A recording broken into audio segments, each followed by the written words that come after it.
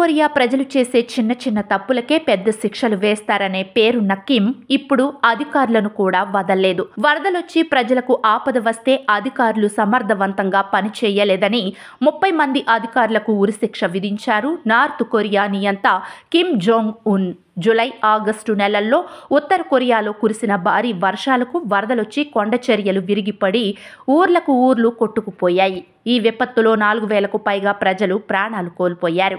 లక్షలాది మంది నిరాశ్రయులయ్యారు. ఆ సమయంలో స్వయంగా కిమ్ రంగంలోకి దిగి విపత్తులు జరిగిన చోట పర్యటించారు. అప్పుడు కిమ్ కారు కూడా వరదల్లో చిక్కుకుపోయింది.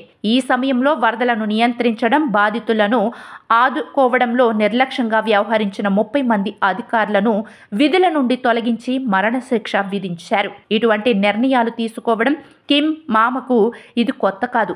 గతంలో అమెరికా ప్రెసిడెంట్ డొనాల్డ్ ట్రంప్తో కిమ్ భేటీ సందర్భంగా జరిగిన చర్చలను సరిగా సమన్వయం చేయనందున అప్పటి ఉత్తర కొరియా అణురాయబారి కిమ్ హోక్ చోల్కు మరణదండన అమలు చేశారు. యువకుల హెయిర్ కట్ సరిగా లేదని, ఇంగ్లీష్ మూవీస్ చూశారనే నెపంతో గతంలో పౌరులకు మరణశిక్ష విధించిన సందర్భాలు ఉన్నాయి.